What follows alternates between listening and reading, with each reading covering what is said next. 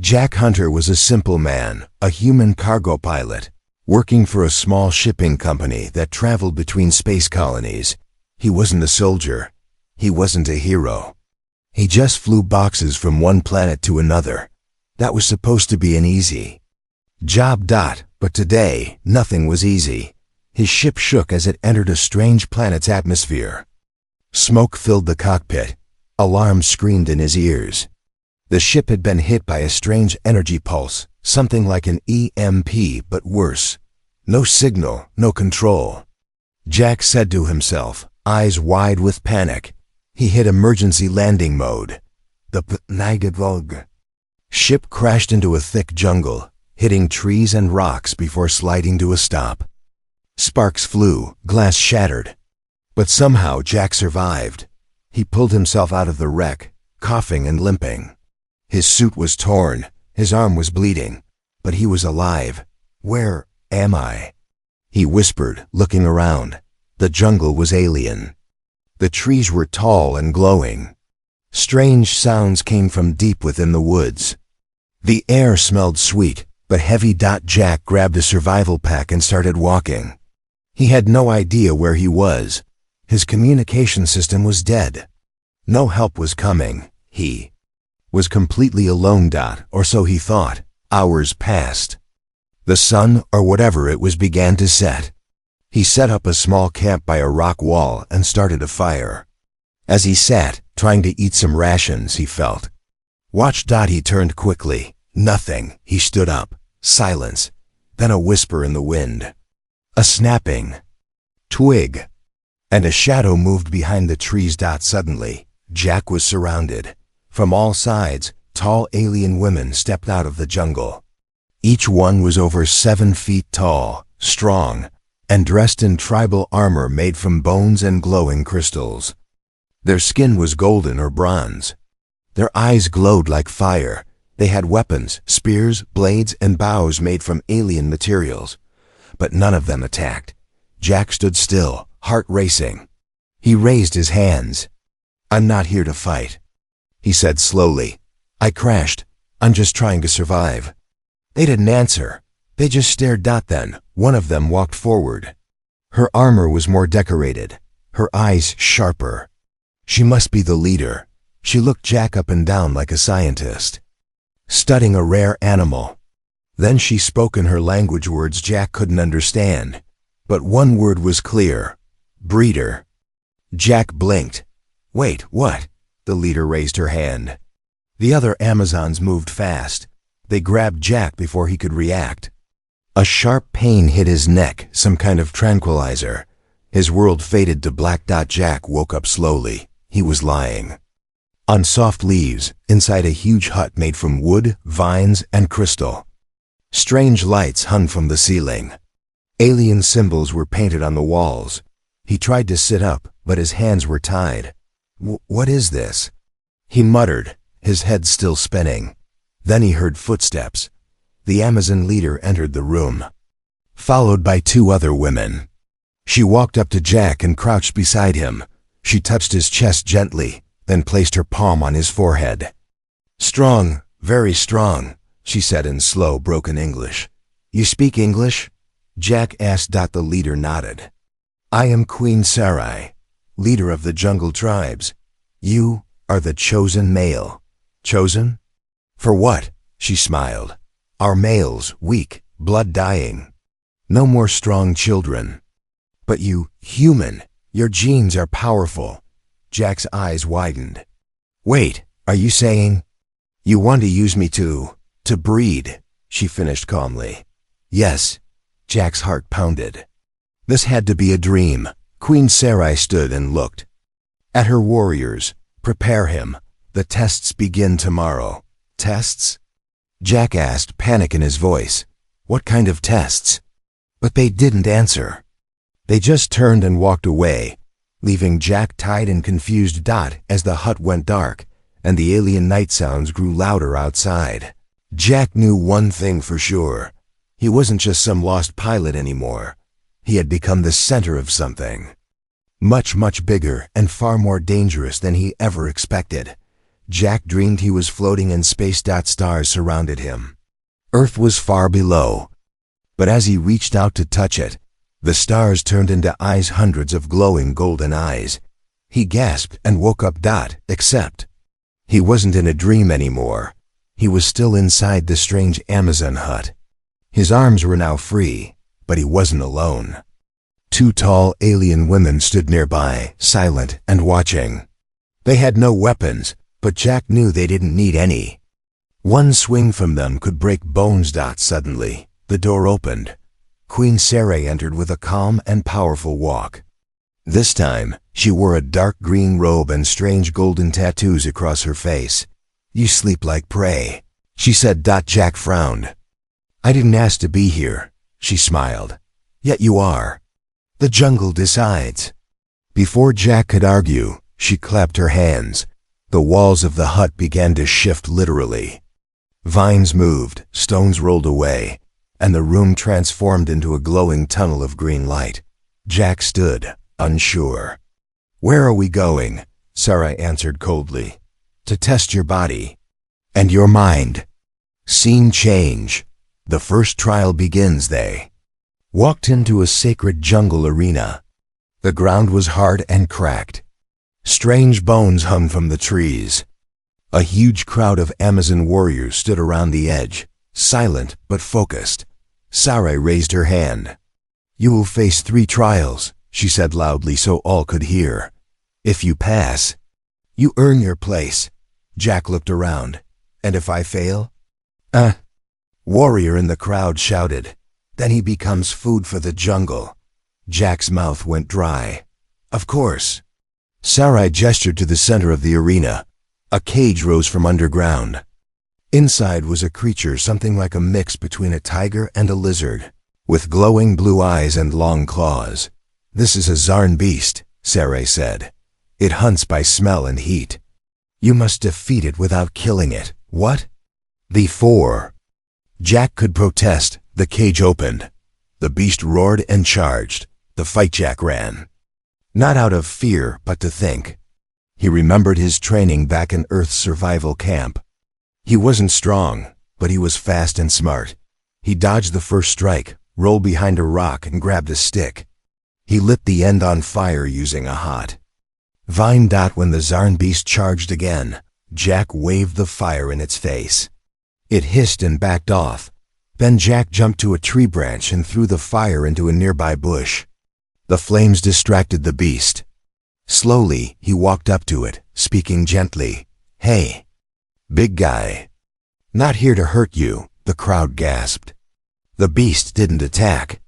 It lowered its head. Jack placed his hand on the beast's neck. The queen stood. "Enough." Jack stepped away. The beast was calm. The Amazon stared in stunned silence. Sarai walked forward. "You controlled the wild without blood." "Impressive." Back at the village, Jack sat near a small fire. His hands trembled. He had survived. But why was he still here? What was the next test? A voice whispered beside him. "You won the beast. But you will not win the tribe so easily." It was a new Amazon, taller, colder.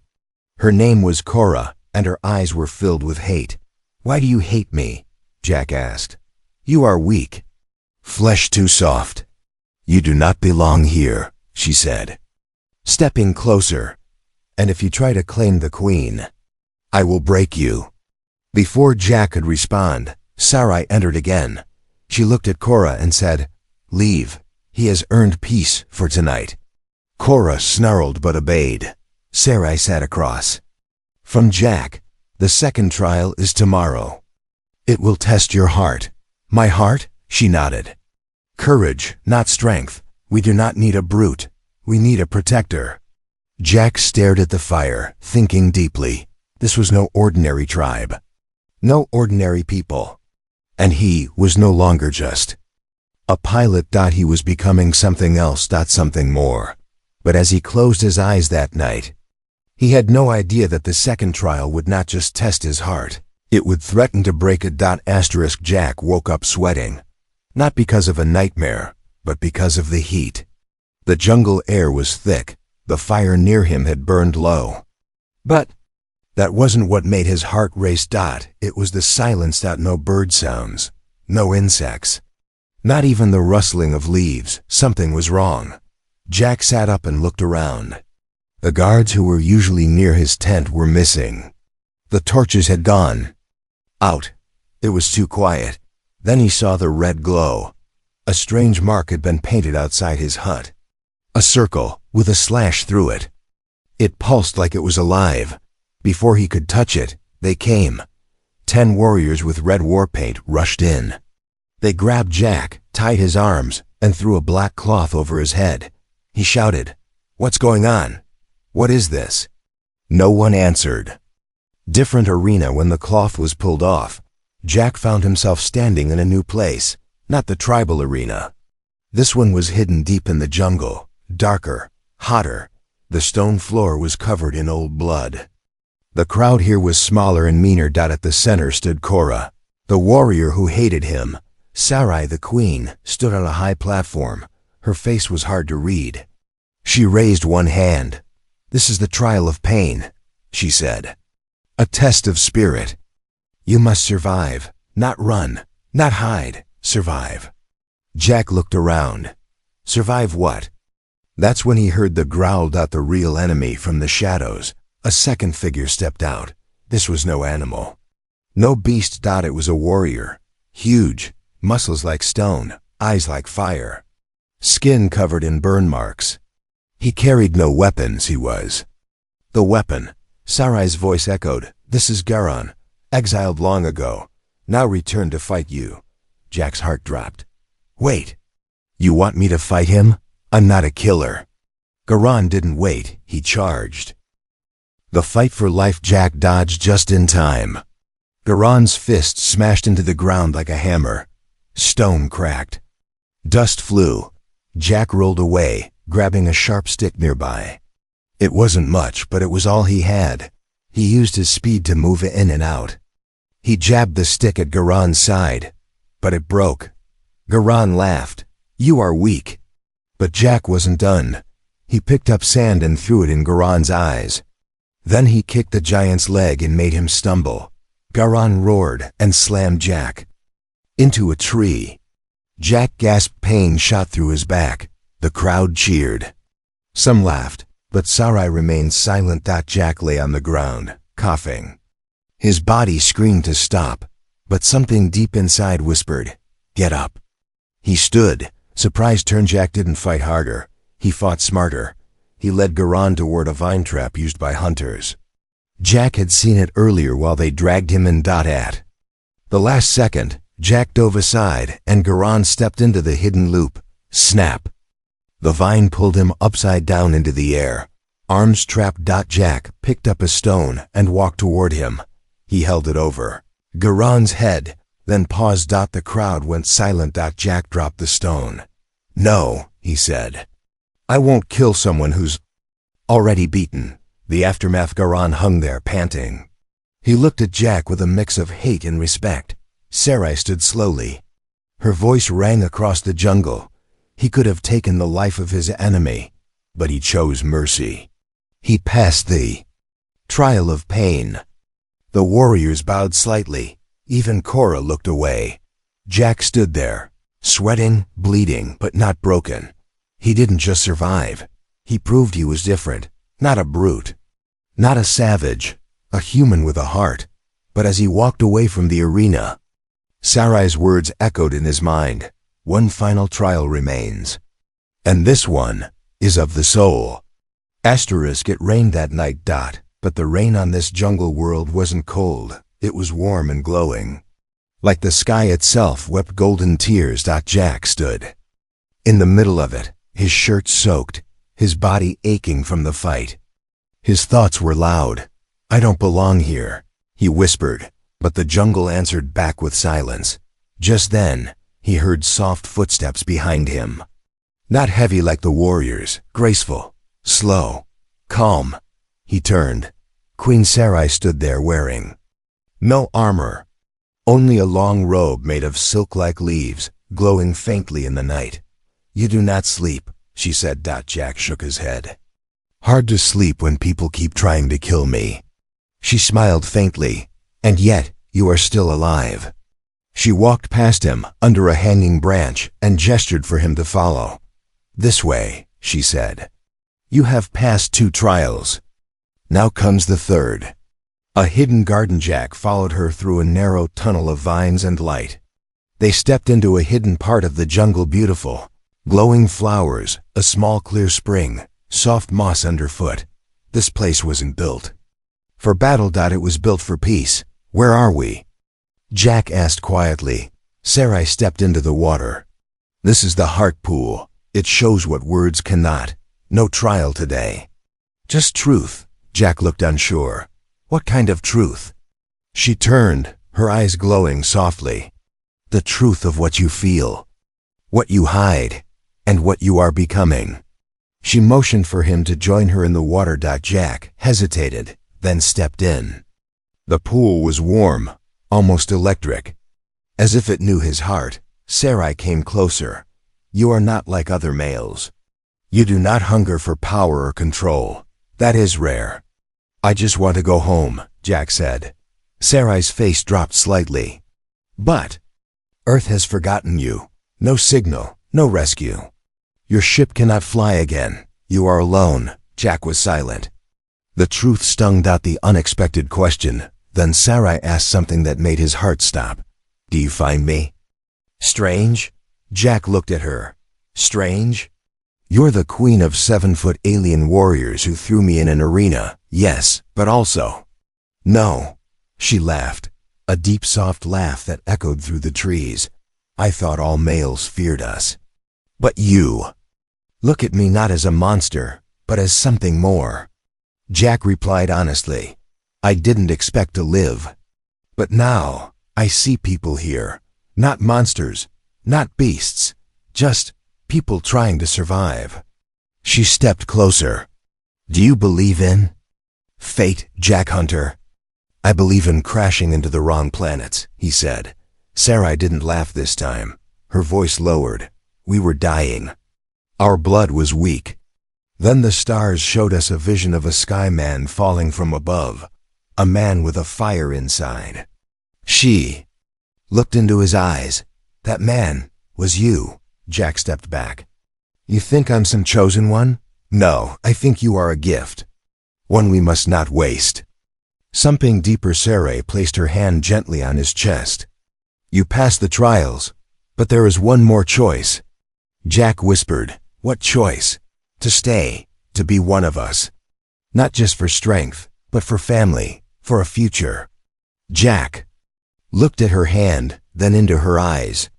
Is this part of the test? No, she said quietly. This is not a test. She moved even closer. The air between them grew warm. The rain above stopped. For the first time since he crashed, Jack didn't feel like a prisoner. He didn't feel like a target. He felt wanted.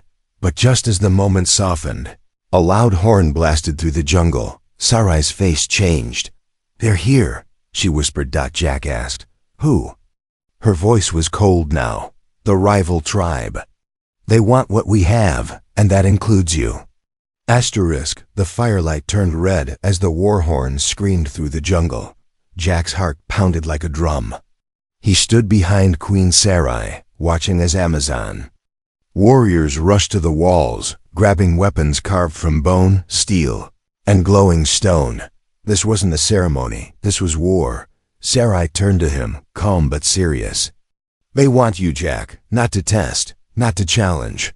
They want to take you and break you. Jack's voice cracked. Why me? Because your blood is powerful. Your survival proves it. And now they want to claim your future children as theirs. Jack went pale. So I'm just a prize? Sarai stepped closer. To them? Yes. To me? No. Suddenly, the ground shook. Explosions, fire. And then, screams. The enemy had arrived. The attack begins. The rival tribe crashed through the jungle, wild and loud. Their armor was black, covered in spikes. They rode giant beasts with tusks and laser eyes. Their leader was a tall, scarred female named Varka. Twice the size of any other Amazon. She shouted. "Give us the human, Sarai, or we burn your trees to ash." Sarai stood tall. "He is under my protection," Varka laughed. "Then we take him by force." Suddenly, fire arrows flew. The queen's warriors rushed to defend the walls. Screams echoed as beasts broke through. Jack grabbed a blade lying on the ground, not because he was a fighter, but because he refused to be taken like some animal. He fought beside a young Amazon named Lyra, who had saved his life once. She shouted, "Don't die, little man. We need your strong babies," Jack replied. "Not the time, Lyra." They both laughed, then blocked another attacker, the kidnapping just when it seemed they had held the line. Something changed. Smoke bombs dropped from above. Gas filled the air. Everything went dark. Jack coughed and stumbled, his eyes burning. He couldn't see. He heard shouting, running, crashing, then a sharp hit to the back of his head, and silence. New prison. Jack woke up in chains. His arms were tied above him, his feet locked. The air smelled of blood and sweat. He was in a wooden cage, moving. Dragged through the jungle. Across from him sat Varka, her eyes full of hunger, not for food, but for power. "You're awake, male," she said. "Good, you and I have much to discuss." Jack spat blood. "Go to hell," Varka smiled. "Oh no, sweet thing. You're not going to hell. You're going to the breeding pits, where your strength will serve my tribe for generations." Jack's face went cold. "I'd rather die." Varka leaned close. "Then you'll die after you give me what I want." Back at Sarai's camp, the queen was furious. Warriors cried out in anger. Fires burned around the edges of their village. Sarai stood in the ruins of her throne hut, silent and still. Lyra fell to her knees. "We failed. They took him." Sarai's voice was like a whisper of steel. "No, they haven't won yet." She picked up her twin blades. "Ready the hunters. We go at dawn. I will bring him back, or the jungle will drink my blood." In the enemy camp, Jack sat in the dark cage, bruised and tired. Outside, rival warriors celebrated around fires. Drums beat. Chain clinked. Then something strange. The shadows moved, one by one. Guards disappeared. No screams. No sound. Then, out of the darkness, a familiar voice whispered through the cage bars. "Quiet." Jack looked up. "Sarai?" She held a blade in one hand, a torch in the other. Her face was covered in mud and leaves. Her armor had blood on it. "I came alone," she said. "The others stay behind." "Why?" She looked him dead in the eyes. "Because this rescue is not for the tribe. It's for you." The jungle was too quiet. No birds. No wind. Only breath. Jack stood beside Queen Sarai, barely able to stand. His shirt was torn, his lip bleeding. Her arm was around him, holding him up. Then came the growls. From the shadows, strange shapes began to appear, eyes glowing red. Creatures with 4 arms, sharp claws, and armored skin. Not Amazons, not human. "Not even alive," Sarai whispered. "Deathwalkers, ancient hunters." "Not part of any tribe," Jack asked. "Why are they here?" She looked forward, jaw tight. "Because they follow power. And they smell yours." The battle nobody expected. Suddenly, the Deathwalkers rushed forward. Sarai pushed Jack behind her and moved like a stormblade, spinning, cutting, dancing. Her body moved with perfect control. But there were too many. Jack picked up a broken spear. "I'm not just watching this time." He stabbed one in the leg. It didn't stop. Another jumped at him, but Sarai blocked it, slicing it in half. Blood sprayed across the leaves. "They won't stop," she shouted, "unless we burn the heart root." "The what?" "The glowing tree behind them. It's their link. Destroy it." Jack nodded, ran, and dove past claws and teeth. He reached the tree, a strange, twisting trunk of light, and stabbed deep into it with the spear. The ground shook. The creatures screamed and vanished. Into ash. Silence returned. The queen falls. Jack ran back, just in time to see Sarai collapse. To her knees, he caught her before she hit the ground. "You're hurt." Her side was bleeding. Deep, dark. "Bad." She gasped. "Too slow. I failed to protect." Jack shook his head. "No, you didn't. You saved me. Again." She looked up. At him, pain in her eyes. "You were never supposed to be here. This wasn't your fight." Jack smiled through tears. "It is now." The hidden truth as he helped her walk, Sarai whispered something unexpected. "There's something I never told you." Jack raised an eyebrow. "Now's the time?" She nodded weakly. "You were not found by accident. We were watching Earth for years. Your name was in the prophecy." Jack froze. "What prophecy?" "A skyman would fall in fire, survive the trials, and awaken the sleeping seed within the jungle's bloodline." Jack looked confused. "What does that mean?" Sarai looked into his eyes. "It means your children, with me, will not just be strong, they will be the next queens. The future of all Amazon tribes." Jack's heart skipped. So this was all fate? She shook her head. "No, the prophecy only showed a path, but it was my choice to love you, and your choice to stay." Back to the tribe they returned home. Bloody but alive, the warriors stood in shock. No one had ever escaped the Deathwalkers. Sarai fell into the arms of her guards. Jack stood in front of them, looking at the crowd. "She saved me," he said loudly. "She came alone. She fought alone, for me." Lyra stepped forward. "Then we stand with her, and him." One by one, the warriors dropped to one knee. Even Cora lowered her head. Sarai, weak but smiling, whispered, "The third trial is complete." Jack asked, "What was the third trial?" She replied, "To risk everything for someone else." Asterisk. The stars blinked softly above the jungle. Jack stood alone at the edge of the forest, the cold metal of his Earth rescue beacon glowing in his hand. One press, and a ship would come for him. One press, and this would all be over. Behind him, the sounds of celebration echoed: drums, laughter, voices chanting his name. They were calling him something new now. Mate of the Queen. One button, two lives. Jack stared at the blinking light. It was his last connection to the world he once knew. Earth, cities, coffee, rain, silence. His old, small life. Then he heard her voice. "You are still here."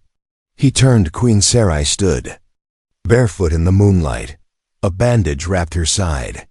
Her hair glowed silver in the night breeze. She walked slowly toward him. "You could have left without a word," she said. Jack lowered the device. "I almost did." "But you didn't." He nodded. "I had a life, a small one, but safe. Now I have a war, a future I never asked for." Sarai looked at him with those fierce, warm eyes. "And yet, you stayed." The choice. Jack held the beacon out toward her. "I want to give this to you, because I don't want a world that doesn't have you in it." Sarai's breath caught in her chest. For a moment, she looked like she might cry, but she smiled instead. "Then stay, not as our weapon, not as our prize, but as our king." Jack raised an eyebrow. "Wait, king?" She stepped closer. "Our children will carry both our blood. The tribes will unite. This war will end. And it all starts with one man who fell from the sky and refused to run." Jack looked up at the stars one last time. Then he dropped the beacon into the fire. Years later, the jungle changed. The tribes no longer fought. They trained together, hunted together, lived together. Queen Sarai sat on her throne, wiser, stronger, with a glowing child in her lap. Beside her stood Jack, now taller, leaner, scarred, and smiling. The Amazons called him Skyfire, not just for the way he arrived, but for what he brought: hope. And their daughter? She was born with her mother's strength and her father's fire.